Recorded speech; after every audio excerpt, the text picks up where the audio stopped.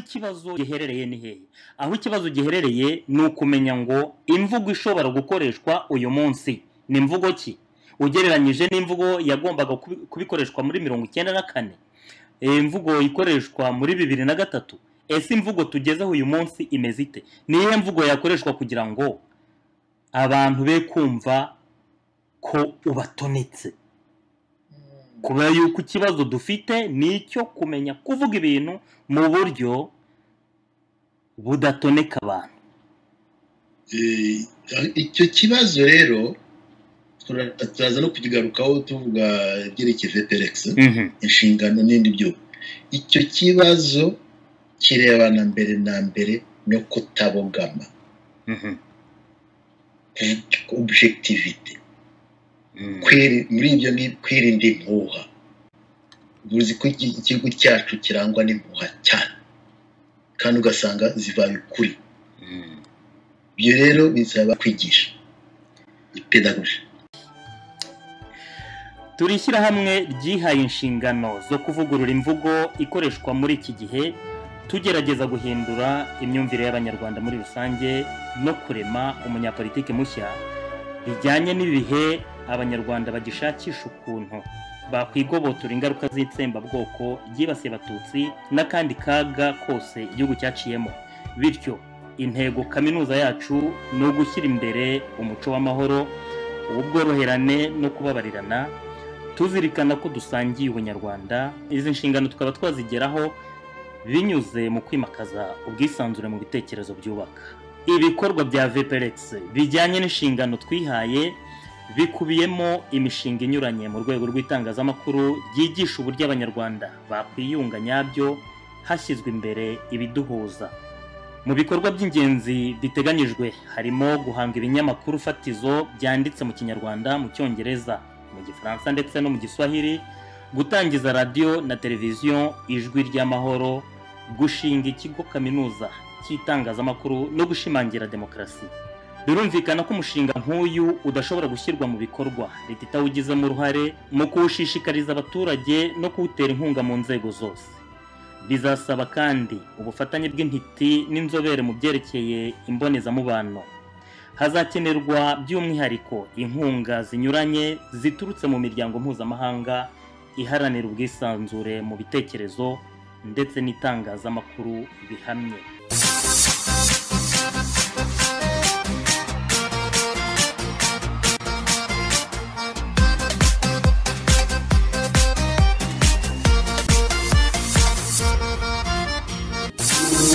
Twana twanye n'abarazuru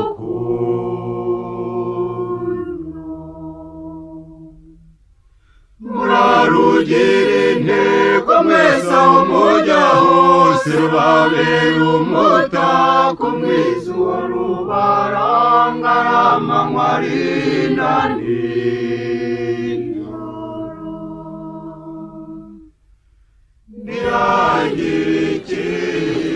Akoze nyakubahwa perezida wa Repubulika bari gutwaye umwanya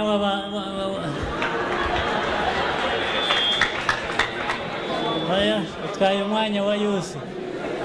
Ariko cyangwa mureke wenda. Abonye asigaye ari umusore.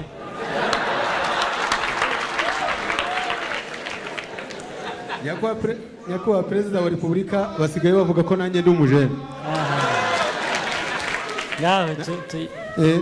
Mu by'ukuri ndavuga amagambo make kuko nzabona umwanya wo kuvuga maremare. Ndi umwe mu nabaye mu buyobozi bwagize uruhare mu mahano yabaye muri iki gihugu.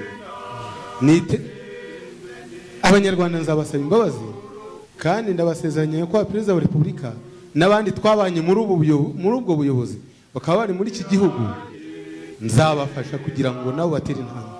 Urakoze nyakubahwa perezida wa Repubulika. Urakoze cyane. Urakoze cyane. Murankurikire cyane munyiga intambwe mumenye ingendo. Muraze neza mutikanga nk'abanyabwoba. Mwikamatani keza mukurikira icyiza. Mufatane urunana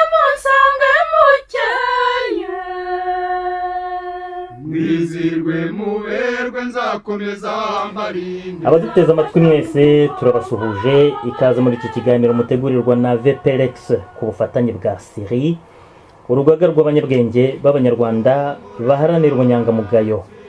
Turi ku cyumweru tariki ya 24 Gicurasi umwaka wa 2015. Muri kumwe nanjye Ismail Mbonigaba ndi Quebec muri Canada. Muri iki kiganiro nkaba mfashijwe na mugenzi wanjye Nadia Karuhinda, nawe uri hano muri Canada. Nadia ndagusuhuje. Mukomere. None Nadia, nahe makuru dufitiye ku Rwanda muri iki cyumweru? Itsinda rishinzwe iby'ububanyi n'amahanga mu nteko nshingamategeko ya Leta Zunze Ubumwe za Amerika ryahamagaje abanyarwanda kujya gutanga ubuhamya ku birebana n'iyubahirizwa ry'uburenganzira bw'ikiremwa muntu mu gihugu cyabo. David Himbara wahoze ari umujyanama wa Perezida Kagame ubu akaba atuye muri Canada ndetse afite n'ubwenegihugu bw'iki gihugu, na Major Robert Higiro wahungiye mu gihugu cy'Ububiligi batangaje ko guverinoma y'u Rwanda ikora ubwicanyi bwibasira abatavuga rumwe nayo ndetse ikabasanga mu mahanga aho bayihungiye. Major Robert Higiro avuga ko yahawe akayabo ka miliyoni z'amadolari kugira ngo ajye kwica ubwe abatavuga rumwe na guverinoma y'u Rwanda bahungiye muri Afurika y'Epfo. Undi munyarwanda watanze ubuhamya imbere y'itsinda rishinzwe ububanyi n'amahanga mu nteko ya Amerika ni Willis Sharita. We yavugiye guverinoma ya Kigali atangaza ko ibivugwa n'abariya batangabuhamya bandi ndetse n'ibyanditswe mu binyamakuru nta shingiro cyangwa gihamya bifite, cyakora nawe yasabye ko habaho amaperereza. Umuyobozi wa ririya tsinda Chris Smith yasabye ko hakorwa amaperereza ku bwicanyi ndetse n'imigambi yo guhitana abatavuga rumwe na guverinoma y'u Rwanda bahungiye mu mahanga ndetse n'abavuga ko baburiwe irengero mu gihugu ibyabo bigasobanuka. Chris Smith akaba yaragendeye ku nkuru zanditswe n'umunyamakuru Judy Rivo mu kinyamakuru The Globe and Mail, ishami ryandikirwa muri Canada, zavuga ko guverinoma ikoresha uburyo bwinshi bwo kwica abanzi bayo harimo no gukoresha amarozi. Mu minsi ishize amajwi yarazamutse muri Canada asaba ko guverinoma yakurikirana abiswe abakomando Kigali yohereje kwica abantu muri icyo gihugu kiri muri Amerika y'Amajyaruguru. Hagati aho abasaba ko Perezida Kagame ahindura itegeko nshinga agakomeza kuyobora u Rwanda nyuma ya 17 ngo bakomeje kuba benshi.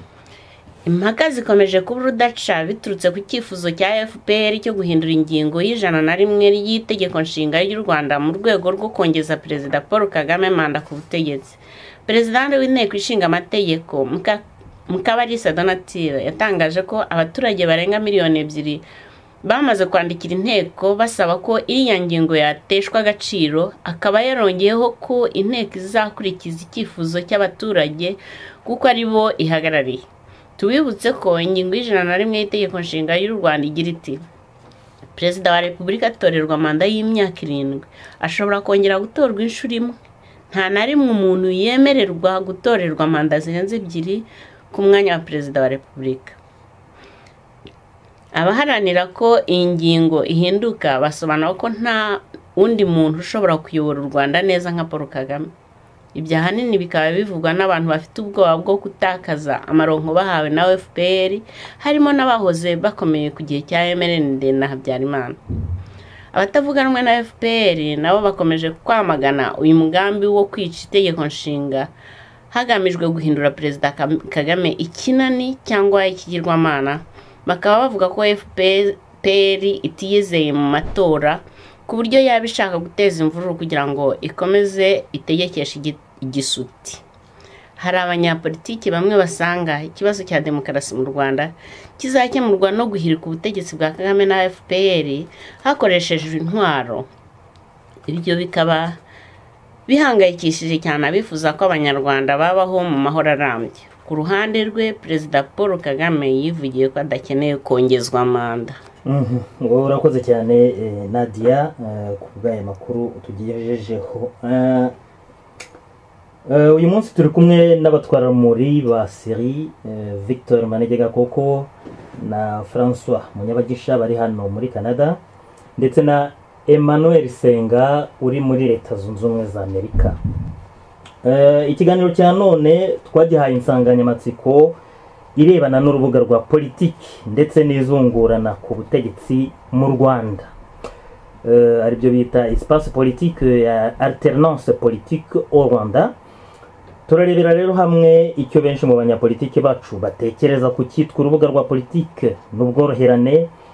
Tubatege amatwi twumve niba badushakira cyangwa se niba bashaka kwerekeza u Rwanda aho twakwita ejo hazaza huje ituze. Umutwaro muri mukuru uduha umusingi w'ikiganiro ni Victor Manege Gakoko. Bwana Manege, nk'uko wabyumvishe mu makuru, ikibazo cya demokarasi mu Rwanda kirakomeye, hakaba hari abumva ko kigomba gukemuzwa uruhembe rw'umuheto. Wewe ubifiteho ikihe gitekerezo? Ismail, nagira ngo ngusuhuze kandi nanashimira Nadia amakuru amaze kutugezaho. Murakoze cyane, nguhaye ikaze. Kandi nkanasuhuza n'abatwara muri dufatanyije muri Siri gushishikariza kujijura abanyarwanda no gushakira umuti ibibazo igihugu cyacu gifite. Komera Manege. Komera Emmanuel.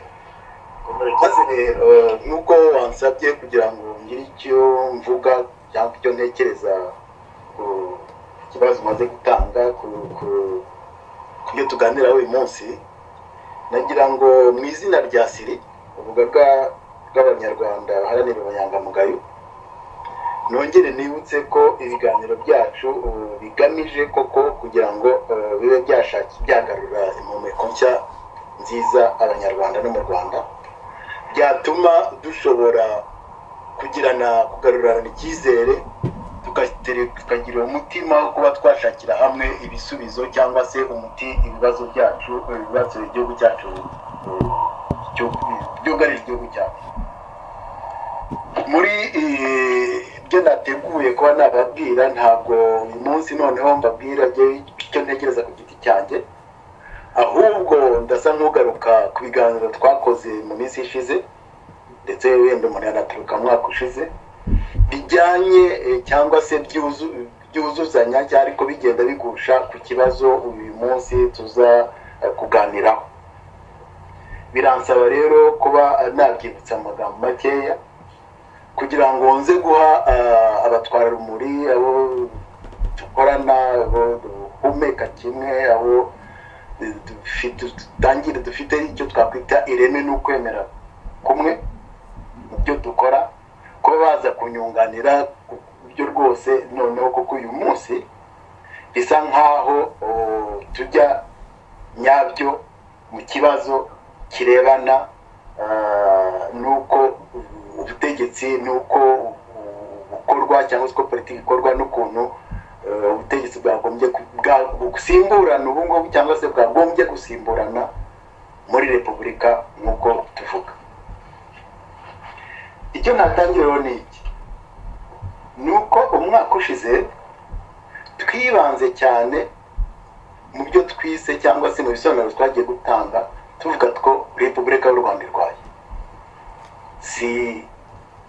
Si andi mayobera, icyo twatangiriyeho cyangwa se ibimenyetso twatanze ni uko repubulika kuva yajyaho itahwemye kumena amaraso y'abana b'u Rwanda, kumena amaraso y'abanyarwanda, bamwe bitwaje ubwoko, abandi bitwaje ubutegetsi, abandi bitwaje uturere, ariko ibintu byose ugasanga koko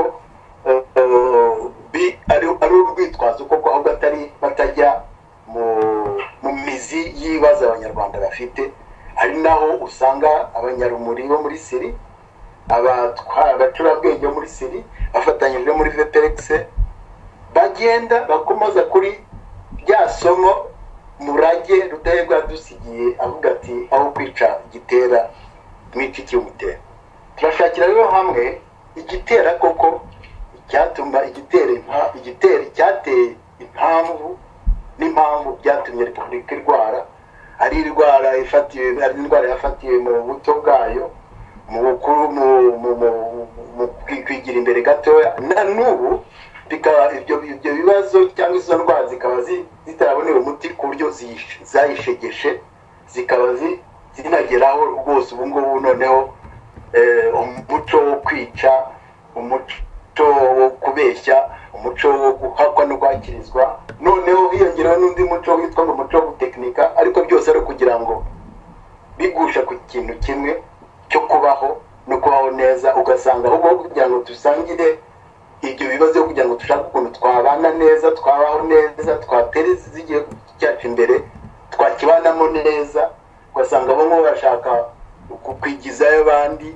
babica cyangwa se babatera ubwoba kugira ngo ahubwo biharire iby'u Rwanda. Ibyiza by'u Rwanda ni uko byari bike by'uko. Mu kiganiro rero twakoze twagiye dukora, twagarutse kirebana n'ubutegetsi n'ubuyobozi. Hari ibiganiro bibiri nshaka kongera gusubiraho inyuma gato, aho mu byumweru bishize mu kiganiro twagiranye na Sebarenzi, Joseph Sebarenzi, mu kiganiro cyarebanaga n'itegeko nshinga, aho twasanze Sebarenzi yadusobanuriye neza yuko n'itegeko nshinga ryaba ryiza rimeze gute, niyo ryaba rigendera ku ireme no kwemera byaba bihebuje bite, iyo hatarimo abarishyira mu bikorwa bafite umunyangamugayo, iyo hatarimo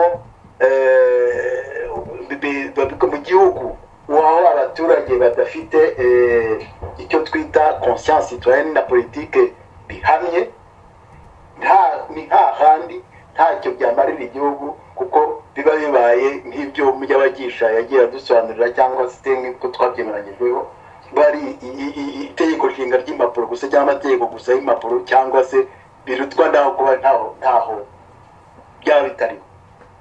Ubwo rero nkaba nagaruka kandi ku kindi kiganiro usa nkaho nashyiramo kirebana n'ibyo nari maze kuvuga, cyangwa se cyashimangiye n'iki Repubulika y'u ni koko twaragishubije umwaka mu kiganiro cyacu cy'ubushize. Repubulika y'u Rwanda nta n'ikindi umuntu yakongeraho, nari maze no kubivuga. Nyabagisha yarabivuze, Emmanuel yabisubiyemo, Repubulika y'u Rwanda igisuti. Iyo rero tuvuga tuti igihe Repubulika y'u Rwanda igisuti, Repubulika bayiteye igisuti, Repubulika yanduza igisuti, bivuga yuko icyakorwa cyose mu butegetsi no mu buyobozi ntacyo cyaba kimaze, kuko ikikirwa imbere nta kindi ari ukwica, ari ugutera ubwoba, ariko hakundi kuva ngo wowe reka kubaho ugewe mbeho neza, reka Repubulika byandi twavuze tuvuga yuko ari mu murima rusange, ubu utakibaye mu murima rusange ahubwo uba akarima kanjye, akarima ka bene wacu, akarima kawe dufatanyije gukandamiza abantu.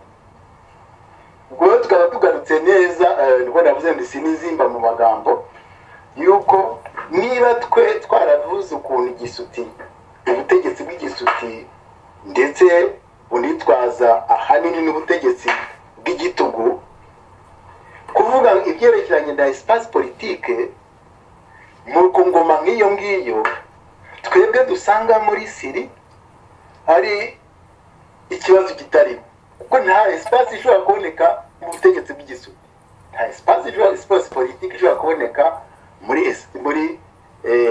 mu butegetsi bw'igitugu, bw'imbunda, ibintu byose usanga ari ingufu, ari urupfu, ari amarira. Aha rero ubwo ngubwo nyine impamvu mvuga yuko espace politique ushaka ko twavugamo ibyerekeranye n'ukuntu ubutegetsi buhinduka, nta kundi kuntu bwahinduka ibyo abanyarwanda bataragira iyo conscience politique d'abord, ngo none ikure ibe tugwe twavuga ko yahaba ari maturité politique ihamye, n'abanyapolitike bagenderaho niyo baba ari abanyamuga, twabonamo abanyangamugayo, ariko bakagendera bitwaje ingufu abategetsi bafite intege abaturage bafite z'uko bumva uburenganzira bwabo, bw'uko bumva ubutegetsi, bw'uko bafite bagendera ku ireme n'ukwemera bihamye kuko bishimangira repubulika. Ubwo rero numva nahindura aho ngaho, numva nkoze icyo nakwita gukusanya ibiganiro twagize n'ibitekerezo bifite muri siri, ni byatuma ikiganiro cy'uyu munsi kuko tuza kwenyegeza uko bikwiye cyangwa se tugashyira imbariro ku byo twagiye kuvuga, ku byo tubishimangira mu kiganiro, tukareba kuko noneho umuti nyawo cyangwa se inzira nyayo twanyuramo kugira ngo ingoma y'igisuti izasimburwe n'ingoma y'ibitekerezo. Ndagushimiye cyane Victor Manege Gakoko. Reka nibutse abatwumva ko ari weho muhuzabikorwa wa Siri, nk'uko nari nabivuze dutangira n'urugaga rw'abanyabwenge b'abanyarwanda baharanira ubunyangamugayo. Ndi bugarukeho mu kanya, gusa ubwo nagira ngo nkomeze mpikaze undi mutumirwa dufite uyu munsi. Umutumirwa dufite uyu munsi akaba ari Dr. David Himbara.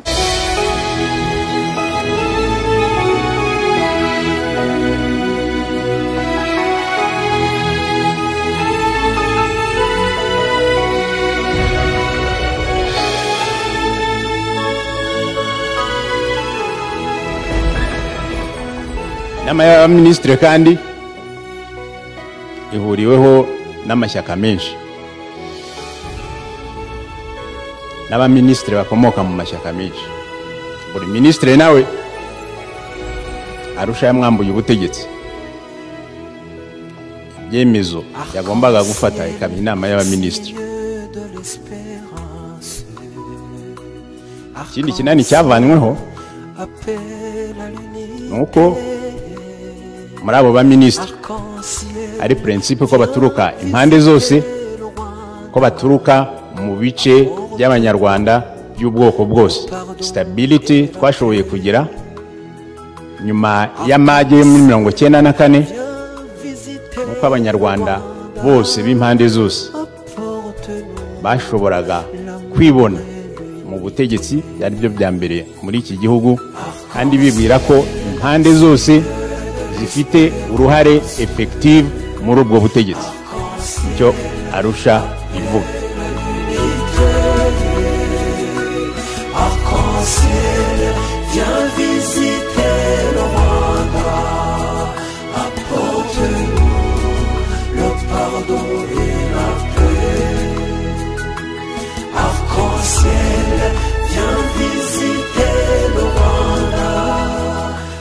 Rero noneho reka tugendere ku mategeko mazima. Ibyo twasabye mwere kuzongera. Yes, cyabunganira nabo naravuze ngo parliament nidahindura ikabinyoherereza ntabyo nzemera. Ntabwo ari je buteye crise ya institution, nimwe muri gutera crise ya institution. Idashingiye ku mategeko nta obligation mfite yo kubyemera. Nta nundi ufite obligation yo kubyemera. De la haine, du mal et de la mort.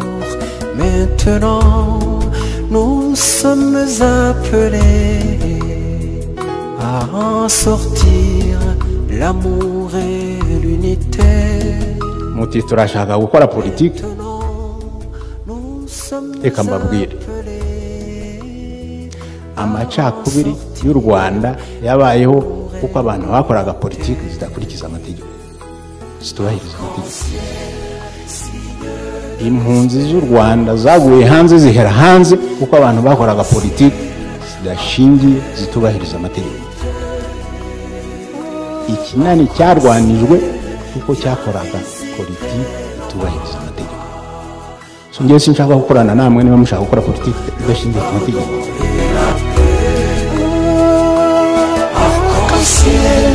Viens visiter le Rwanda, apporte-nous l'amour et l'unité.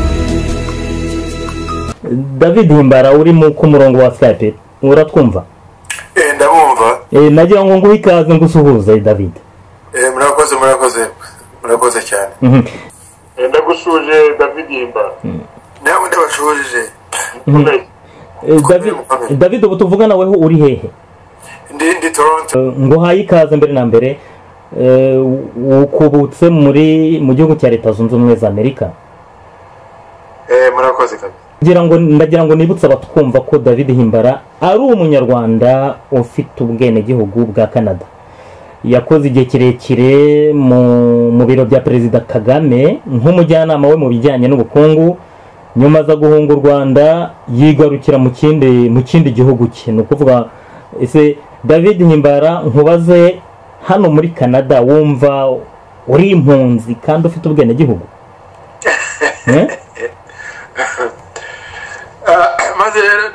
maze rero mumbabarire ikinyarwanda cyanjye kigenze ukuguru kumwe. Nta kibazo urumvikana rero. Nibiguma binanira uraza kumfasha wongereho tugambo. Nta kibazo. Ngewe iyo ndebye muri history yanjye twabaye kuba iwacu tubaye impunzi tubimazemo nk'imyaka 100 irarenze. Grandfather wanjye nzigiye yahunze Kanjogera n'abahungu be Kanjogera muri 1896. Nabo ngo mu 1880 ingahe? 96. Aho ngaho niho habaye genocide y'abatutsi by Tutsi. No kuvuga ngo abatutsi bibasiye abandi batutsi barabica. Twebwe rero niho twahunze bwa mbere. Turongera turahunga muri 1959. N'igihe cya revolution ya rubanda, ibyo yise revolution ya rubanda. Yes.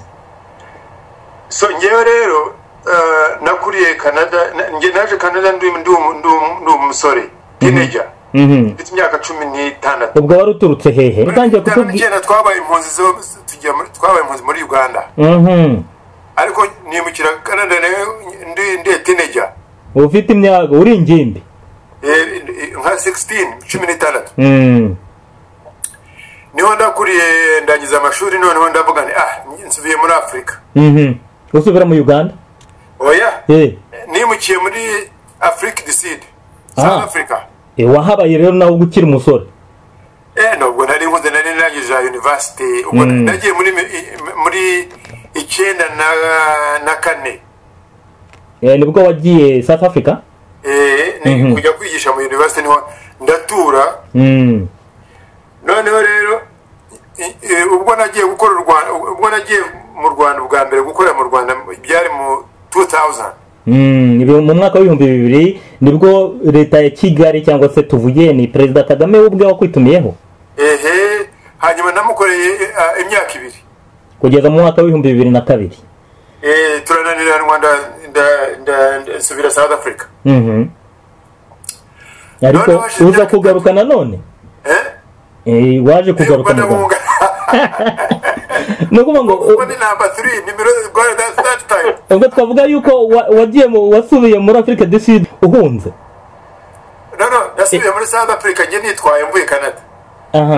Ni 94. Aho ndavuga mu mwaka w'2000 umaze kunaniranwa na Kagame. Wumva narahunze mvugira South Africa. Okay, noneho aza kongera kumpamagara muri 2006. Mwagize icyo twakwita so bwiyongeye kugira ngo ugaruke. Barize yaravuze ngo ntabwo twumvikanye neza.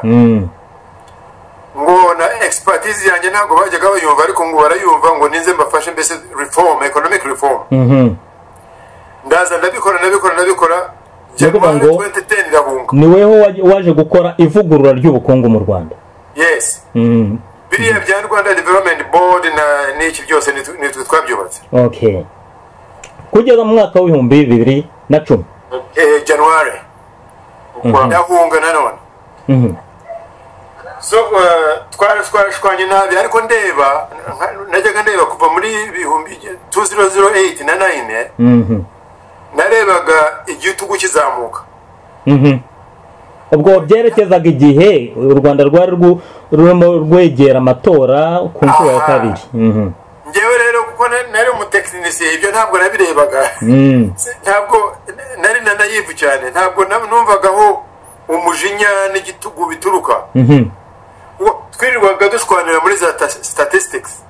Ni ukuvuga ngo mwabishwaniragamo iki kandi wari impuguke basabye kuza kubafasha?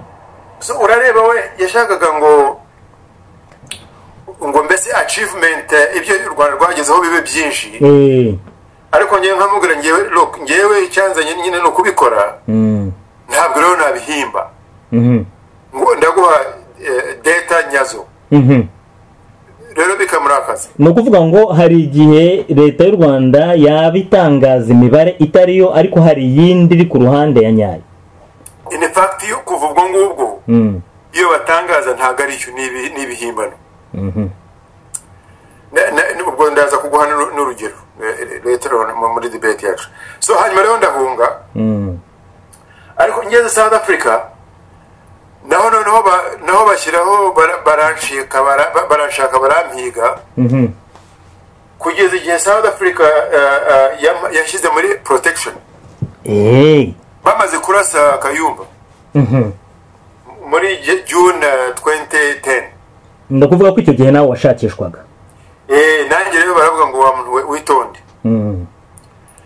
Mbibamo ugeze noneho bishe Karegeya muri 2014 mu mwaka w'ibihumbi ni mu ntangiriro mwaka wa 2014. Ndavuga ntaho reka ngendere. Ndahunga noneho mpungira Canada. Urumva ndaguhunga ariko ni nko gusubira iwacu in a way. So kuko ndi citizen wa Canada nyine. No kuvuga ngo icyo gihe cyose wari umunyakanada n'ubundi. Throughout, yes. Ariko ntabwo rero byari mu plan zanjye zo kuba hangaha. Naje nyine by force. Hunga. Nicyo rero cyangwa rusanga ngo mbe safe. Ni ukuvuga ngo wifata rwose nk'impunzi kuko ntabwo naje willingly, naje nyine desperation. Muri aya makuru wavuzwemo watanze ubuhamya kuko guverinoma ya Kigali ikomeza kwiruka inyuma y'abantu ngo bagire nabi. Nahangaha rero ukaba mu minsi ishize warateje ubwega waratabaje ko byari bikubayeho aho ngaho Toronto. Iri ngiri rero nibyo wabwiye abanyamerika. Erega nanjye nkigaruka hangaha Canada icyambere nakoze kuko na embassy ya Canada muri South Africa yari ibizi nyine iguma impa advice nk'ibyo. So nje hangaha rero government ya Canada nyine yari ibizi byanjye.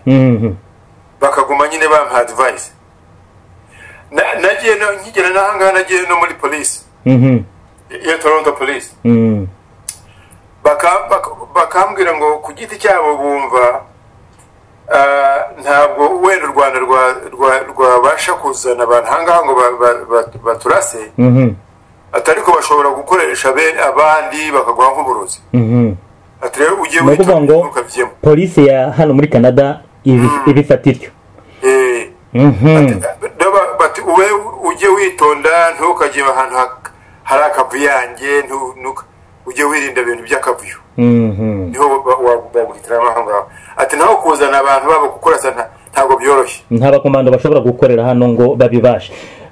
None nagira ngo nkubaze watanze ubuhamya mu nteko y'abanyamerika icyo cyemezo muri make wagifashe ute?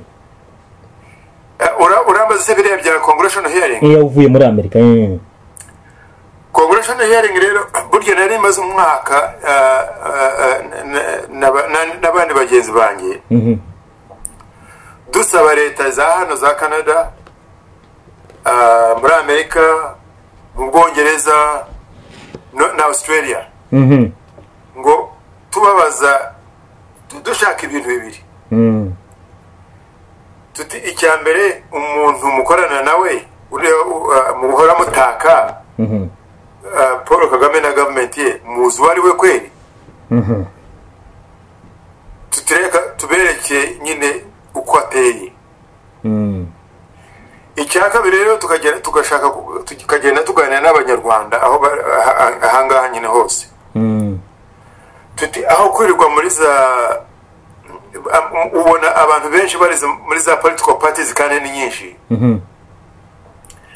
kandi ugasanga bari mu tuntu duto turi hasi batajya mu bintu biri high level, sinzi uko high level twabivuga, ni urwego rwo hejuru biri strategic kandi kugira ngo ugere muri ibintu biri strategic na high level ubu abenshi ntabwo ugenda uri nka political party, no ntabwo banakumva byo naringiye kubwo kukubaza niba ubwo buhamya warabifasheho icyemezo ku giti cyawe cyangwa niba ari ishyirahamwe cyangwa ishyaka ryaba ryaragutumye. No, political party n'ubundi ntabwo, kuko iyo uvuze ngo ni muri political party baba bakureba nyine kutari ufite interest. Ariko wavuze yuko hari bagenzi bawe mwari kumwe mukora mu buhe buryo? Ni organization non-governmental, no kuvuga ngo ni umuryango udaharanira inyungu cyangwa se utegamiye kuri za guverinoma? Yes, ntabwo dushaka power. Okay. Ntabwo dushaka ubutegetsi. Ntabwo mwebwe muharanira ubutegetsi? No. Ahubwo akazi ka no kwiforminga abandi izi leta aho tuba. Ariko neza political parties zacu nazo tukazichallenging. Ikibazo mu Rwanda ntabwo ari just Kagame. Avuye history y'u Rwanda ni history ya dictatorship, ntabwo ari wabizanye. Ni dictatorship nk'abandi. So tukavuga rero tuti nava hose mwe mushaka gutwara muzatwara muti. Twereke ni mutwereke so kuko rero nani partisan niyo duko twita nani partisan. Mwebwe ntaho mubogamiye. Yes. Murakoze cyane. Forming government aho turi no gucerenginga nyine abantu bacu ngo bakore good politics. No kuvuga ngo leta zunze ubumwe za Amerika nicyo gihugu cya mbere urwego rwo hejuru rwa Congress cyangwa se inteko y'igihugu, ni icyo gihugu cya mbere kibatumiye? No, ngewe na hanga Canada. No muri Canada wagezemo? Hanga Canada foreign affairs minister twakiriye. Foreign affairs department yafashe mbese yaduhaye nayo hearing. Ntabwo ari parliament, avuga foreign affairs department ministry department. So Australia now the same thing, nabo baduhaye a hearing. Hariya muri leta zunze ubumwe za Amerika nibwo rero bwa mbere buriyo habaye basa naho batanze recommendation cyangwa se icyifuzo cy'uko hakorwa amaperereza. Mu bindi bihugu byo iyi Canada na Australia hari icyifuzo nk'icyo ngicyo ubutegetsi bwatanze? Iyo muri Amerika niyo mbese navuga niyo twabonyemo umusaruro mwinshi. First of all, yo ntabwo twagiye muri government, yo ni mbese twagiye muri legislative wing of government. Ni nabo rero ba supervising a government. So urumva rero twagiye hejuru ya government. Ni kuvuga ngo icyifuzo bashobora gutanga guverinoma ishobora kugikurikiza. Absolutely. Kuko kiri binding twavuga ngo niki. No kuvuga ngo leta ifite inshingano zo kubahiriza icyo kintu. Yes. Rero already nuko byagenze kuri Congress hariya, sinzi niba mwarabikurikiye.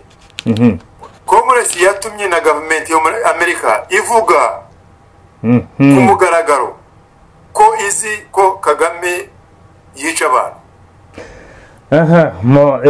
Turi bukomeze kuganira. David Himbara, urakoze cyane.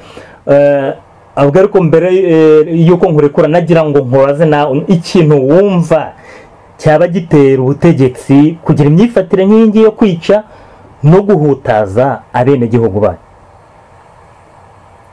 Uravuga impamvu? Ni impamvu yabitera rwose ubutegetsi kugira iyi myifatire, kuko wavuze uti mwebwe itsinda ry'abantu bigenga batagira ahantu babogamira murashaka kwerekana ububi bwa leta ndetse mugatanga n'amasomo ku bantu bose n'amashyaka ya politike aharanira kuzajya ku butegetsi. Ariko mushobora kubereka impamvu itera iyi myifatire mu by'ukuri? yes ngewe nkuko nayo nabivuze iriya government ntabwo ari unique ahubwo ni extreme ni irushije izindi gukoresha igitugu ariko ntabwo ariyo ya mbere. Twebwe dusigaye tubyita igisuti kuko igitugu ni ikintu cyoroheje gusunika abantu ugashyira ku ruhande, naho igisuti cyo kizana ikintu cyo kubyoroga abantu ukabakuramo imitima bakicwa, bamwe bagapfa bahagaze abandi bakazimizwa. Icyo ni igisuti. Icyo gisuti rero uriya nyine arushije abandi ariko sibwo bwa mbere mu Rwanda. The problem ntabwo ari uriya nkuko nakubwiye, ntabwo ari wabizanye rwose. So rero problem challenge ibibazo byacu by'abanyarwanda ubibona n'ahangaha hanze. Usanga abantu kubabwira uti reka tuganire, ariko tuganire society tutari muri politike. Nta nubwo abantu babyumva. Abantu bose birunda muri za politics kugira ngo twubake nani partisan. Mbese aho abahutu n'abatutsi twatangira kuganira neza tutabeshyana, tukareba n'ukuntu twakubaka history yacu iri shared. Aho ngaho yenda turavuga yuko ari nk'umuco usa naho washinze imizi mu mitwe y'abantu, bya bindi bita mentalite. Bakumva yuko politike nuko nguko ikinwa, nta gutekereza birenza aho ngaho. Ariko nk'ubu ngubu kuvuga yuko leta y'u Rwanda, guverinoma y'i Kigali yarifata icyemezo cyo kujya kwica abantu ahantu bayihungiye, gumva koko ari iki kintu cyabitera. Yenda turi bugarukeho mu kanya. Victor Manege, reka nawe nongere musubize ijambo, yenda dufashe gucengerwa neza n'umusingi ikiganiro cyicariye. Mu by'ukuri ibyo bita concept ya politike mu Rwanda, isura politike ifite mu Rwanda k'umunyarwanda, impumeko agira iyo akora politike cyangwa yumvise abandi bakora politike, usanga ari impumeko y'ubwoba cyangwa iterabwoba. Ugasanga bari ku butegetsi ubwoba ni bwose, agakomye kose bagakubita batababariye. Ibyo twabyise igisuti. Abaturage bakabaho badagazwa, nta mutekano bumva bifitemo. Abarwanya ubutegetsi ugasanga babiboneyeho, bigahinduka iterabwoba, ibintu bikadogera. Uyu munsi rero tugiye gusesengura ibirebana n'urubuga rwa politike mu Rwanda. Perezida wa Repubulika Paul Kagame asanga nta handi ku isi hari political space, ngo nta handi hari political space nk'iwacu mu Rwanda, aho ngo n'abajenosidere bahabwa urwo rubuga. Ngwino Yesu uduhe kugukunda, bityo hanze ibingibi bavuga ngo political space. Mu Rwanda niho hantu haba political space kurusha ahandi hariho hose.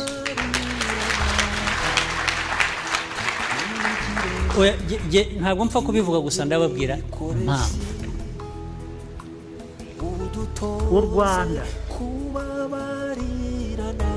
U Rwanda rubana n'abarwishe. Tolerance, tolerating those who murdered 1 million people, is tolerance you can never get anywhere in this world.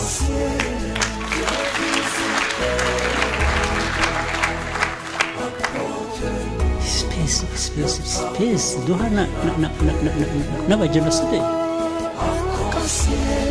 Waha space umujenosideri warangiza space abantu baba baza indimi nyinshi usibye gushinyagura gusa.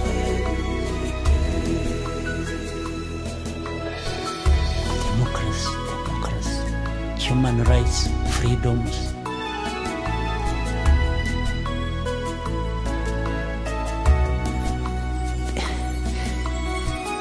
Ibyo bakoresha, methods bakoresha na standards bakoresha ntabwo zakwaparayinga hano mu Rwanda, usibye gushinyagura kandi ntabwo washatse kubikoresha, ahubwo twarengeje igipimo.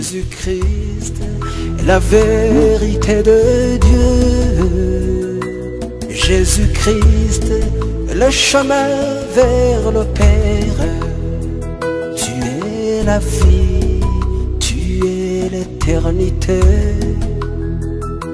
Jésus-Christ est le chemin vers le Père, où tu es la vie, tu es l'éternité. ngo nta handi hari political space nk'iwacu mu Rwanda. Ibyo ku bwawe bisobanuye iki bwana Victor Manege? Urakoze Ismail, nagira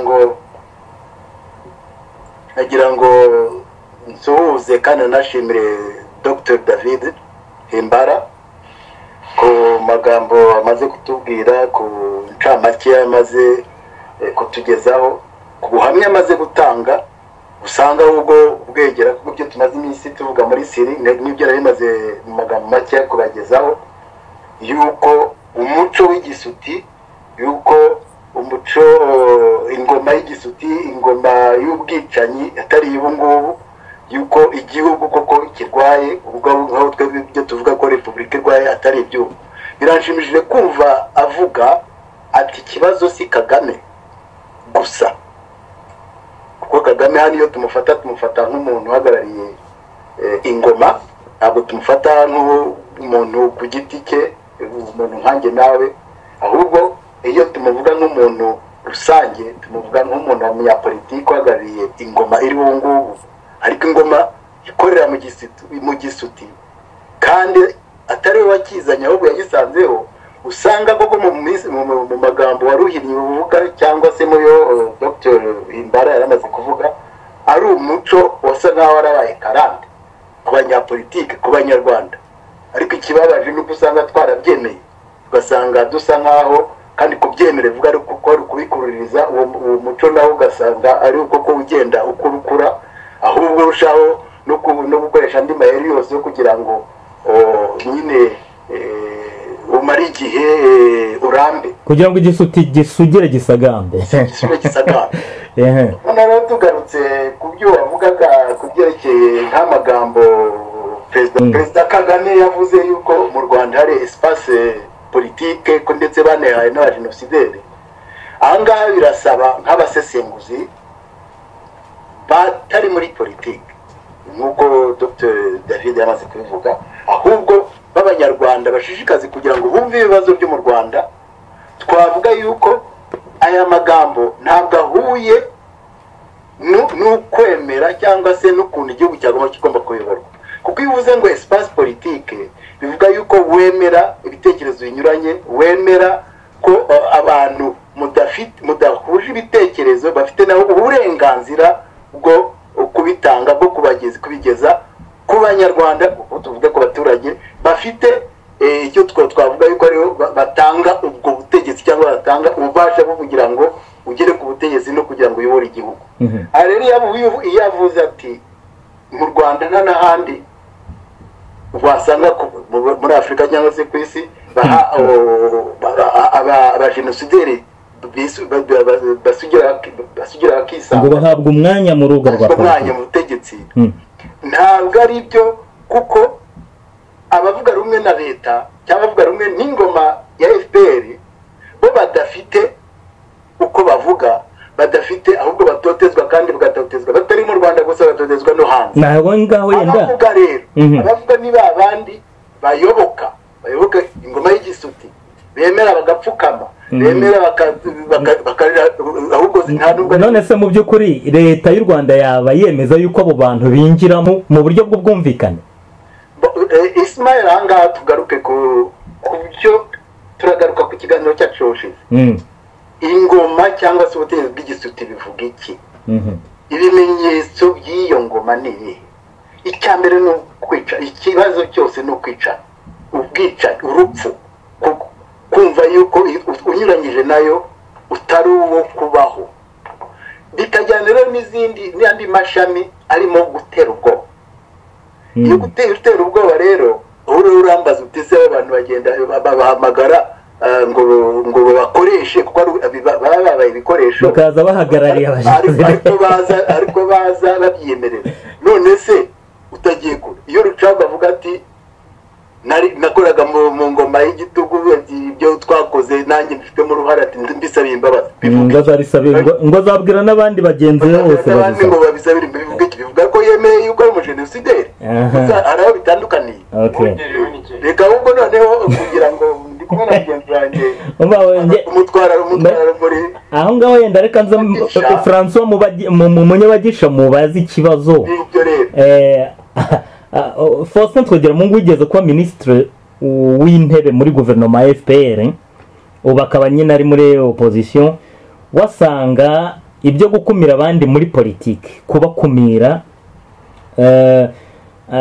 President Paul Kagame akabikora yitwaje amahano yabaye mu Rwanda ari ukwigira nyoni nyinshi wavuga yuko ari ukwigira nyoni nyinshi iyo barimo guheza abandi ati kandi babangamiye ubwiyunge none François Munyabagisha uri umwanditsi w'ibitabo mu gitabo cyawe amahindura umuvuno w'ubwiyunge nyakuri watinze cyane kuri iki kintu cyo kwiyunga kugira ngo u Rwanda ruzongere ruhumeka amahoro arambye none ko turimo kuvuga ibyo guhana urubuga rwa politiki iki kintu benshi bakunze hari abantu benshi bakunze kwitsitsa kuri icyo kintu cyo kuringaniza ubugome ngo abantu babane weho usanga gifite uruhe rufatiro murakoze mboneyeho no kubanza gusoza rwose David Himbara kumera David nihutire gusubiza ikibazo cyawe rero Ismail mu mwanya ibyo Twagiramungu yavuze asubiza Kagame nawe avuga ngo mu Rwanda ngo hari political space ngo niho hari espace politique ngo hari urubuga rwo gukiniramo politique ngiye kwifashisha ishusho dore ko Twagiramungu avugwamo ndetse ubwo ndifashije ishusho ry'umukino kuko Twagiramungu yakunze kuvuga ngo akinira politike mu kibuga cyo hejuru gushaka kuvuga ngo urubuga rwa politike muri regime nk'uko Manege yaramaze kubivuga mu butegetsi bw'igisuti umuntu agatinyuka avuga ngo hari urubuga rwa politike ngo hari espace politique niho kujya gushakira ikibuga cy'umupira mu Kirunga ufata ikirunga ukuntu gihagamye none ukavuga ngo hari ikibuga cy'umupira ku Kirunga nuko ujya hejuru muri karateri yacyo aho rero nujya gukinirayo muri karateri yacyo ni akazi kawe urumva noneho ikindi nanone ubwo Kagame avuga ngo hari espace ngo mu Rwanda ngo niho ibiri mu by'ukuri ndafata indi maje ugiye ahantu mu muriro utazima harimo ukavuga ngo niho hari amafu ukajya gushakira amafu mu muriro utazima ntabwo mu by'ukuri rero kuvuga ko ngo yigiza nkana ahubwo uwigiza nkana ni ushaka kuvuga ko ngo mu by'ukuri igisuti ni igisuti nk'uko Manege yarabivuze nta espace politique washakira nta yindi bishoboka ni ibintu ubuhamya David amaze kuduha ni ibintu bigaragaza yuko nta mwanya wa politike uba muri regime y'igisuti kuko politike izana ubugeni bwo kubaka igihugu none iyo uzanye ubugeni bwo kubaka igihugu uri umutekinisien nka David ajya ugasanga ahubwo barimo barakubyoga igisuti baragukoresha ibindi ibyo ushaka gukora bati oya ntabwo ari ibyo ngibyo bakakujomba ibisuti bagashaka kukwambura ubuzima nuko iyo espace ntihari espace politique rero nk'uko David yabivugaga ntabwo ari ukuvuga ngo abantu bakizaho amashyaka espace politique ni aho abantu baza bagatangira ibitekerezo byo kubaka igihugu ngiye espace politique ariko rero ko Kagame we abivuga imvugo ye irumvikana ni y'umunyagisuti arabivuga abamufata ibyo yavuze bakabifata bakabifata nkaho ari bakabizamukiraho nibo mu by'ukuri iyo babitinzeho dushobora kwivuga tukabishyiramo urwenya ariko ikintu kiba cyihutiwe cyane ni ukugaruka tukareba twose iki gisuti kiravaho gute hari ikibazo warumvaje ariko uvuga uti weho uzamukiye ku byo nanditse kuko Perezida Kagame yavuze ati hari espace Twagiramungu asubiza ati ntayihari ati uyu muntu agenda araheza abandi yitwaje ibyo kuba ngo barakoze harabaye amahano mu Rwanda ati ibi ngibi bizatuma nta bwiyunge abantu bashobora kugira. Wewe rero ukaba waranditse ku bwiyunge, ubwiyunge nyakuri, wumva bizashoboka bite? Weho iki kintu abantu bakunze kwitisaho gisa no kuringaniza ubugome nyine kugira ngo abantu ngo babane bakurikije yuko yenda umwe yarushije undi ubugome, wumva bifite uruhe rufatiro muri politiki? Ibyo rero byo kuringaniza ubugome niryo ya mentalite bwabo sazi bwateye mu bantu. Noneho kugira ngo abantu barebe ikigomba gukorwa, barebe n'ikitera ibyo bisazi byose, barebe aho ikibazo gishingiye mu mizi yacyo, ugasanga bafatiye ikibazo mu mashami aho kugira ngo kijye mu mizi. David ahereye atubwira ati twarahunze guhunga guhera muri 1800 ku bwa Rwabugiri. Urumva rero ko tumaze iminsi tuvuga tuti Repubulika yaje muri 59 irarwaye, kandi ntabwo yarwaye muri 94, yarwaye muri 73, yarwaye mu iterura. Sibyo? Noneho urumva rero ko icyo kintu twiyeze no kuvuga tuti regime y'igisuti mu Rwanda iriho kuva mbere ya Repubulika kugeza cya cyami yabayeho, aho umuntu yitabaza umupanga akitabaza igisuti kugira ngo avutse ubuzima umugenzi we, ngo kugira ngo akunde abeho, yibereho, abeho wenda ngo neza, ariko atanazi no kubaho neza icyari cyo. Ntabwo yigize yicara hariya ngo avuga ati reka nirebe mu ndorwamo ncukumbure ntekereze nibaze kubaho neza icyari cyo. Oya, kubaho gusa nk'inyamaswa nibwo nabivuga. Noneho rero urumva rero ko mu by'ukuri ikibazo twibaza, kuko umwanya wabivugaga, si Kagame sinde, ahubwo nka sosiyete dutekereze, turebe mu by'ukuri uburyo bwo kugira ngo dukore ubwiyunge nyakuri. Kuko igihe abantu bagifite ibisebe n'ibikomere bya bisuti byose, ntabwo bavuga ngo ngiye kubashyira mu ikipe imwe bagiye gukina ngo politiki. Tubanze dukore, twiyubake, tugarure ubumuntu, twiyunge, ajye gukoresha ijambo ngo dukandane, ariko ijambo gukanda hari ukuntu ubundi ibyo gukanda babivuga ku mvune, ngira ngo yenda nibyo bashaka kuvuga. Byashaka kuvuga nuko nyine iyo umuntu akoresheje nk'ubwo mvuze ngo dukandane, hari abakumva bya bindi byo gukanda, abantu rero imvune bayikandisha ubwongo. Reka ngere no kuri Emmanuel Senga. Emmanuel, abatavuga rumwe na FPR barimo ndetse na Theogene Rudasingwa wayibereye umunyamabanga mukuru, barashinja FPR kuba ikora ibyo yaregaga MRND, ndetse yo ngo ikabibirengeje. Na Perezida wa Repubulika yabikomojeho mu mwiherero yagiranye n'abayobozi b'inzego nkuru z'igihugu hari igabiro byabaye mu ntangiriro z'uyu mwaka.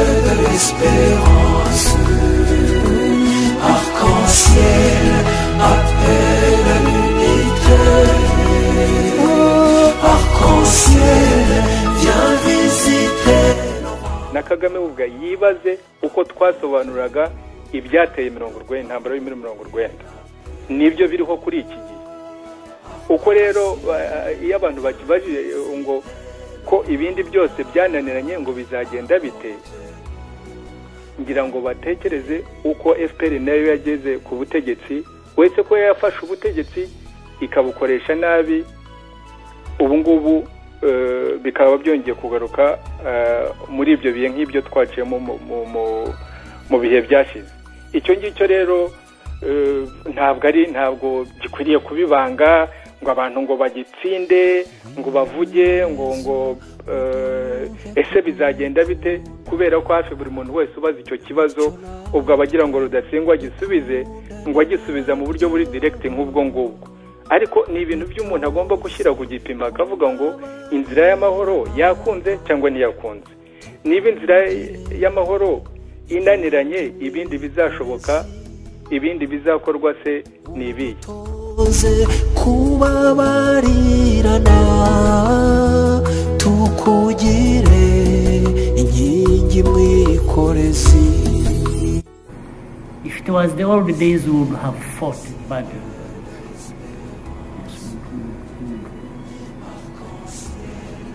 some of us will take up arms against you and fight you. But how in this phase can I?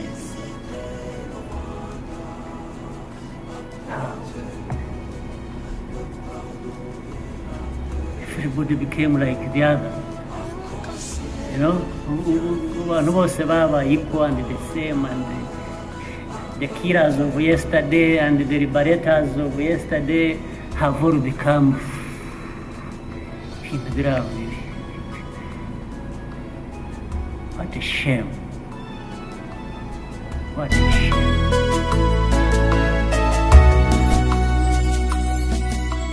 Rudasingwa rero kimwe n'abandi mbasanga hakwiye ingamba zo gukuraho FPR vuba binyuze mu ntambara. Urumva tuva he tukajya he? Urakoze Bwana Ismail. Nagira ngo nshimire Dr. David Himbara ku bitekerezo tugejejeho imigambi bafite muri umuryango bari bakoreramo, kandi mushimire cyane ubukerebutsi yagaragaje imbere y'iya kongere narabikurikiye cyane.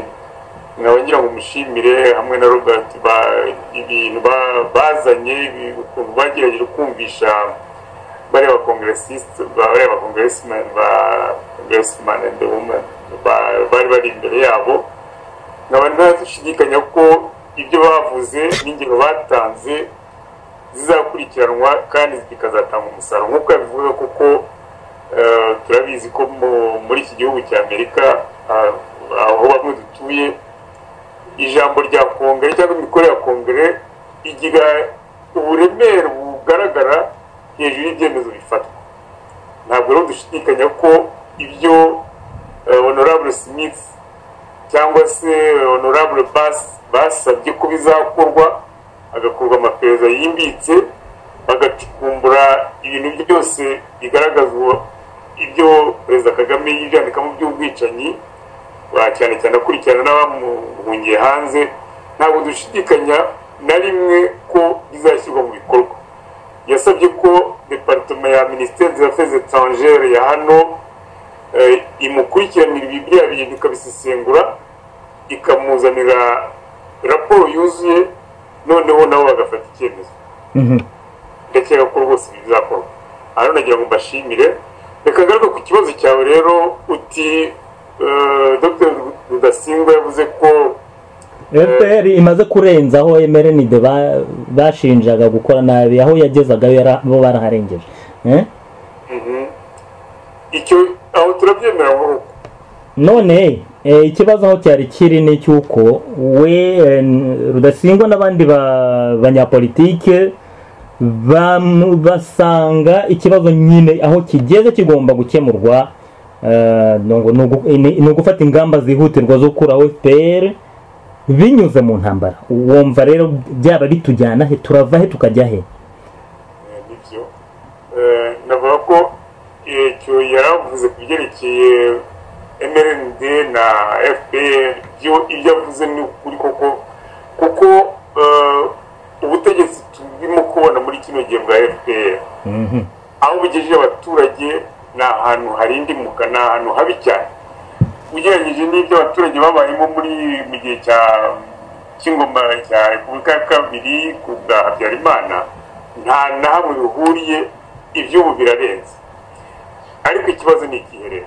Ikibazo ni ukumenya niba uko ari FPR ari MRND ishyira igitugu n'igisuti ku baturage, ikibazo ni ukumenya niba kukivura wakoresha cya gisuti nanone. Nkaba nemeza ko rwose ari ukwibeshya cyane, kuko ni tujya muri iyi logike y'igisuti kirwanya ikindi gisuti, wakwita amaherezo azaba yahe? Bizaba agatebe gatoki nyine. Bizaba agatebe gatoki, ntawe uzatsinda. Uzibeshya ko yashyize undi ku ruhande azaba amuhaye akanya gatoya, yongera agarukana urundi rusuti rusumburwe, bongere bafatane, ntabwo bizigira birangira. Nk'uko bagenzi banjye babivugaga ahubwo mu mwanya ushize, dukwiye kongera gutekereza ubundi buryo bwo kubana, ubundi buryo bwo kubanisha Abanyarwanda. Kandi ubwo buryo burahari, burashoboka. ni ugutekereza tukibaza izi mpagarara gushyamirana bituruka hehe, tukareba ikidutanya, tukareba impamvu ibitera. Noneho tumara kumva impamvu ibitera bizatworohera kubona igisubizo ku buryo uzaha abaturage ubutegetsi bushobora kuba noneho imibereho bose bisangamo bakabizeye ku ejo hazaza. naho ubundi nta hantu tuva ntaho tujya. Ndatekereza ko abanyapolitiki barimo kubitekereza ko hazahindurwa ubutegetsi hakoreshejwe intambara. Twagobye kubagira inama ko ibyo ari ibitekerezo bibi cyane. Nta tugabane twari dukwiye gushaka, nta kuvuga ngo yishe abangaba tuzica barenzeho kugira ngo dukunde tugire ubutegetsi. Iyi logike ntaho yabitujyana. Urakoze Emmanuel. Perezida Kagame we asanga demokarasi, uburenganzira bw'ikiremwamuntu na biriya by'ubwisanzure asabwa guha abanyarwanda bidashoboka, ngo ntibishobora kumera nk'ibyo tubona hano bano bazungu bigisha. Mbese asanga u Rwanda ari nk'aho rutari rwitegura bihagije. Reka ngaruke kuri Victor Manege Gakoko. Ushobora kutwereka aho Perezida Kagame yaba afite ukuri naho yaba yibeshya?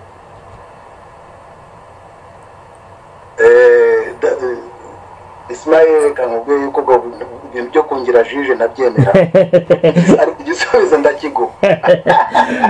Mu by'ukuri njye niyumvisha yuko nta muntu upfa kuvuga ibintu bidafite aho bishingiye, ariko ntabwo aba ari we ibitekerezo bye akaba atari byo kamara. niko nashaka kumvikanisha. Wewe ushobora gusanga hari afite ukuri cyangwa se hari aho yibeshye. No, afite ukuri. Afite ukuri, ariko ndabivuga mu gifaransa ubwo ngubwo cyangwa se noneho wowe ushyira mu kinyarwanda. Turativize ukuri afite ukuri kuko ari mu ngoma y'igisuti, kuko ari mu butegetsi bw'igisuti. Ntabwo ubutegetsi bw'igisuti ibyo byose ibyo twita indangagaciro ntibibaho, iby'uburenganzira ntibibaho, ibyo twita nyine indangagaciro z'ikiremwamuntu ntikibaho. Ni kuko ibyo rero iyo bivuze ati ingoma z'abazungu cyangwa se izi leta z'abazungu byagiye bigenderaho, ni ibihugu byagiye bigendera ku ndangagaciro. Indangagaciro rero ntabwo ari ukuvuga ngo ni kanaka bazishyizeho, ni umuyoboro abantu benshi bahuriye bakumva ko ari byo bibaboneye muri icyo gihe byo kugira ngo bashobore kubana neza, tubyumvikaneho. Iyo naho politiki, nicyo politiki ivuga. Politiki se niki ushyize mu gusesengura kw'abanyarwanda cyangwa se kw'abantu bo hasi. Politiki ntabwo ari ibyo kuvuga, ntabwo ari ibyo by'imyanya cyangwa se kujya gusahura igihugu. Politiki ni ukugira ngo ushobore kubana abenegihugu neza, ku buryo byatuma n'ibibazo bagirana babona umuti cyangwa bashaka inzira y'umuti bumvikanyeho. Iyo rero utangiye kuvuga uti ibyo bintu ntabwo tubyemera twebwe, nta gitangaje kuri mu ngoma y'igisuti. Noneho icyo nemera rero ni iki? Icyo nemera ni uko iyi myaka iyo ari yo yose, u Rwanda, igihugu cyitwa u Rwanda rwa Gasabo rumaze rugendera kuri logike, ku kintu cy'igisuti, ku kintu cy'igitugu, ku kintu cyo kwica, ku kintu, ku muco wo kubeshya, wo guhakwa, guhakirizwa, bishobora kuvaho. Kuki se bitavaho? Kandi tuzi neza ko aho kugira ngo igisuti kizane umuti, ahubwo kigenda kirushaho kugira ngo abana b'u Rwanda basubiranemo, abana b'u Rwanda bapfe, abana b'u Rwanda babe impunzi, abana b'u Rwanda bafungwe, abana b'u Rwanda bitwe nk'ibimonyo. Ariko ukaba ufite icyizere ko byanze bikunze bigomba kurangira? Nta cyizere mfite. Icyizere gifite ni nk'uko tuba dutangiye tukabitureka, twishyire hamwe, dushake, tujye muri rya somo rya Rudahigwa, dushake koko ikibitera. Dr. David Himbara, uracyahari? Yes, I am. None weho uri umunyakanada, weho wumva mu Rwanda hashobora kuba ubwisanzure nk'ubwo tugira muri bino bihugu byateye imbere? Yes, nta mpamvu ntabwo nyine natwe turi abantu nk'uko nabo ni abantu. nuko nta gihugu kiri preordained to fail nangwa preordained to succeed. Ni ukuvuga ngo nta gihugu cyatoranyijwe cyonyine ngo abe ari byo kiba gifite ubwo bumanzi bwo kugira success, ibyo. Yes, ikibazo ngo n'ibindi byacu byose biremerewe. Yes, so ikibazo cyacu François Nyirango niwe yavuze good yavuze kan none abagenzi bacu mwebwe twese turiho turakora good point, ariko François hari akantu yavuze ngo yavuze ngo twese twirebe mu ndorerwamo urebe uturi mu ntoki. Reka nkubwire nkigaruka ahangaha nganira na polisi nyine ibintu bya security, mbabwira nyine ko hano embassy cyane cyane niyo izana amacakubiri mu banyarwanda, ni nayo izana problems embassy y'u Rwanda hano. Umupoliceman arambaza ati se urestimate nko muri Canada abanyarwanda nko muri nkabangaye? Ni ntabwo mbizi ariko nuva wenda barenze nk'ibihumbi 200. No, birarenze. Ati se abongabo babaha birirwa babatoteza babatoteza yo embassy boni bangaye? Ni babiri. Ati none mwebwe abantu 200 abantu babiri nibo barabahangayikishije. None urashaka ngo ngende ku kazi kanje ko kurwanya crime nze niruka inyuma yawe? Ati utse mwebwe nk'abanyarwanda mwimariye iki? Kandi ntabwo yavuga ngo tugende twica amategeko, oya. Mwebwe mukoresha amategeko y'igihugu mwikorera iki, mwimariye iki? Urumva rero the man had a point. Urebye ibyo yabikubwiraga uri hano muri Canada. Yes. None urumva ntago mwari mwarabitekereje yenda mbere yuko uhura no mupolisi? Urumva umuntu uri mu Rwanda we yakwishyiramo icyo gitekerezo gute? Ngewe naramwaye of course nimba bararika ahubwo reka ntaye.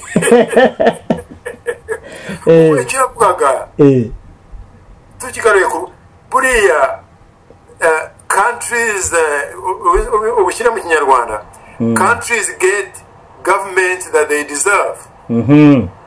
No kuvuga ngo ibihugu byose bigira ubutegetsi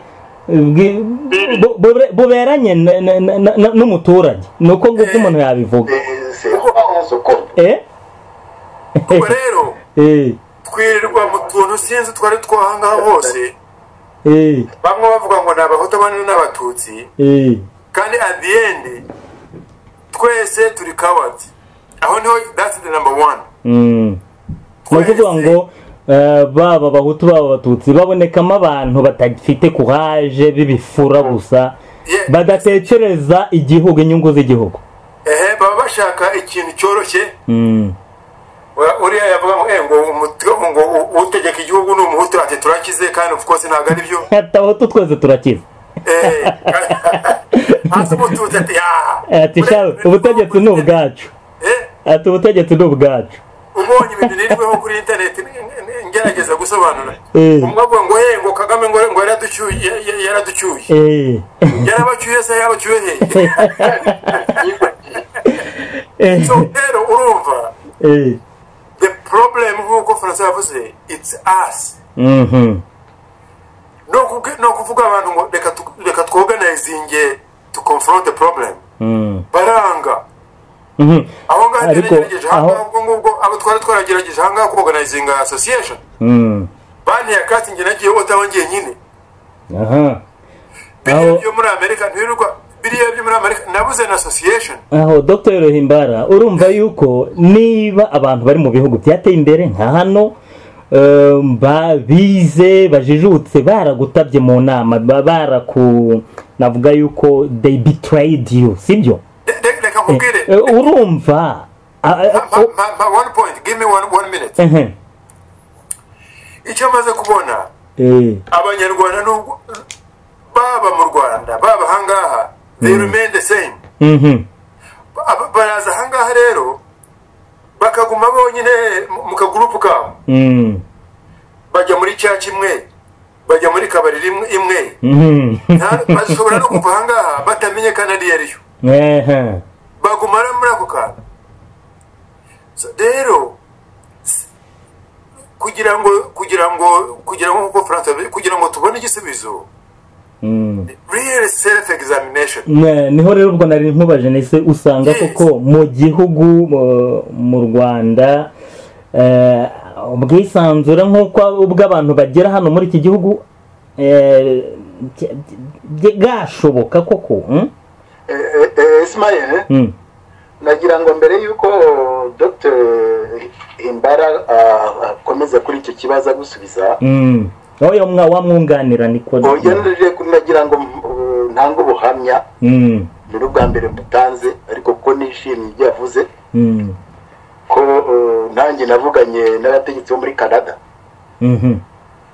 ko ibyo natanga ni detail, ariko nagira ngo mvuge rwose yuko namaze kuvugana nabo, niko bambwiye batese mwemera indangagaciro zo muri Canada, mwemera yuko kuba mwarahaje mwashakira ubuhungiro cyangwa kumwashakira ubuzima no kubaho neza tuhari tubarwanaho, ntacyo mushobora kuba, kubera ko indangagaciro zacu zituma mushobora kwishyira mu kiza. Ndabyemera. Ati none se ubwo wamugira n'ubwi, nguragira ngo ntange rwose ubwo buhamya yuko muri Canada nk'ubwo bamaze kuvuga ati ase abantu babiri siniyo babijana mu 500 murumva koko bihwitse. Ikibazo rero kiri wacu muri byavuga ati usanga iyo bw'abanyarwanda reka twishyira hamwe ko tucoce ibibazo byacu birana n'abanyarwanda bishakira umuti nyarwanda nk'abanyarwanda. Usanga bamwe barangaye cyangwa se bamwe bihisha inyuma y'izindi nyungu. Kungago nagira ngo nongereho noneho ubwo ngubwo washobora gukomeza. Murakoze. Thank you so much. Sinzi niba mwarabonye muri congressional hearing,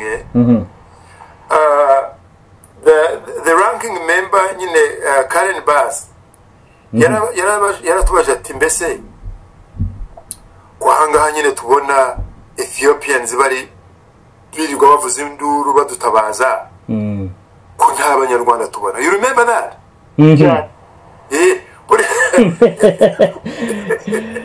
Precisely.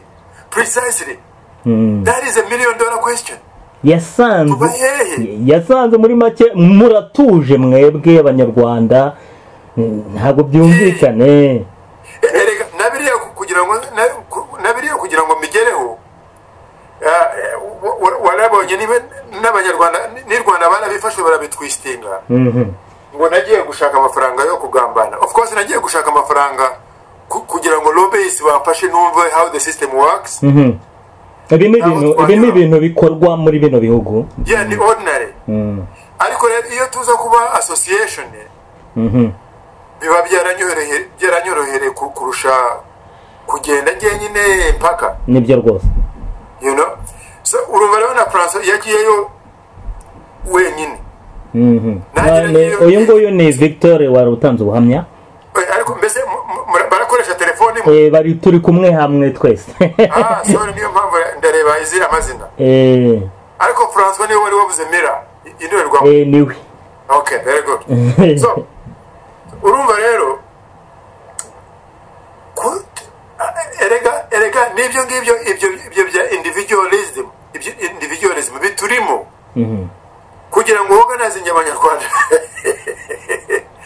Niko kugerageza kuorganize injangwe. They run in all directions. I'm sorry. Icyo rero nyine kikaba ari ikibazo tugomba kumva yuko gikomereye u Rwanda, ndetse ko kidashobora no gufasha ubu abari ku butegetsi kumva yuko ibintu byashobora kuguhinduka. Okay, reka ndangize point in here. Igihe nakoraga no mu Rwanda nabonye, kuko sinari yarahabaye, nabonye ko rwose abanyarwanda dufite ibibazo. Niyo nyine muri government twarigenaga tukiga ikibazo, noneho noneho tukanarayizinga tukareba the problem noneho tugakora presentation ari ya committee ariko twagerayo tugiye ku present nko kuri president yatangira ku questioninga bose bakabyitaza ngo aha ngaho himbara n'ibyawe hari no n'ikintu kutagira principle there is a problem naho ngaho nibyo kutagira principle ntuza mu kiganiro duherutse kugirana n'uwahoze ari perezida w'inteko ishinga amategeko Joseph Sebarenzi yaratubwiye ati no mu nteko ati hari ikibazo cy'uko ibyemezo abadepite bajya gufata benshi babanza kujya kubaza gukubita icyumvirizo muri FPR ngo asa ngo buriya ngo ibukuru ngo babivugaho ikira ngo mbere yuko tugira icyo tubivugaho icyo ni ikibazo n'umuco mubi w'abanyarwanda ntabwo ari byo kuvuga yuko ariko rero having said that ntabwo we are not bad people, we just need encouragement, change.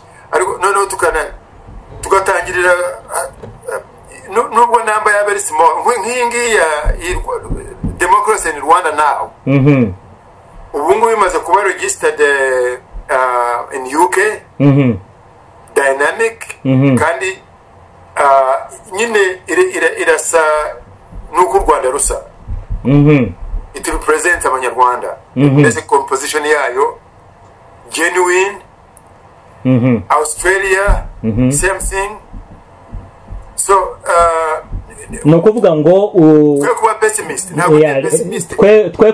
twe kuvuma eritararenga imitwe itangiye amaso atangiye guhumuka abantu batangiye kureba igikwiye gukorwa ngira ngo ni muri urwo rwego na Siri uru rugaga rw'abanyabwenge baharanira ubunyangamugayo abangaba turi kumwe mu kiganiro nabo ni ko bashobora kuba baragize igitekerezo Victor Manege niwe muyobozi wabo yenda yagira ikintu atwongerera Ismail François arambwira ngo abaryo bivuga ntabwo utomboye nanjye nahise oya ntacyo rwose ibyo no Dr David amaze kuvuga nibyo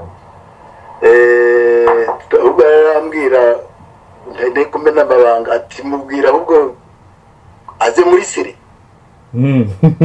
muri Siri rero ni byo ko Dr Himbara ni urugaga twishyize hamwe kugira ngo dushobore gutekereza kuri ibyo bibazo ku mpamvu kuko tutaratangira aho gufatira ikibazo mu mashami nk'uko François yavuze tujye mu mizi ituma nk'amagambo maze kuvuga uti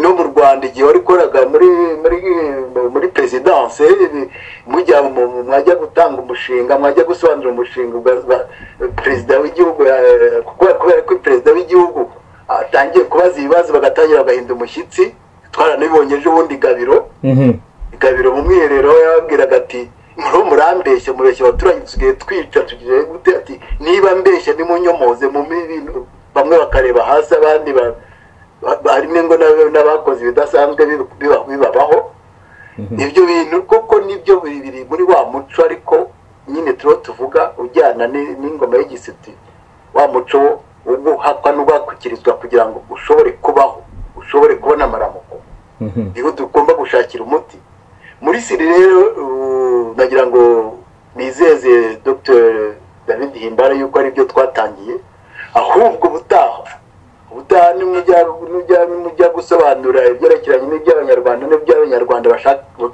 kwishyira hamwe gushaka gukora umuti gushaka umuti gutekereza koko ku Rwanda rw'ejo u Rwanda rw'amahoro u Rwanda rwa twese u Rwanda rudaheza abana barwo inyuma u Rwanda rutongera kongera kuzana umuvu w'amaraso rwica impinja n'abasaza n'abakecuru tuzaba turi kumwe dukomeze ahubwo twagombye kujya tugirana ibiganiro bihoraho byo kugira ngo dushaka ahantu twahurira mu kubaka u Rwanda ariko cyane cyane mu kujijura abanyarwanda kubatinyura ubwonko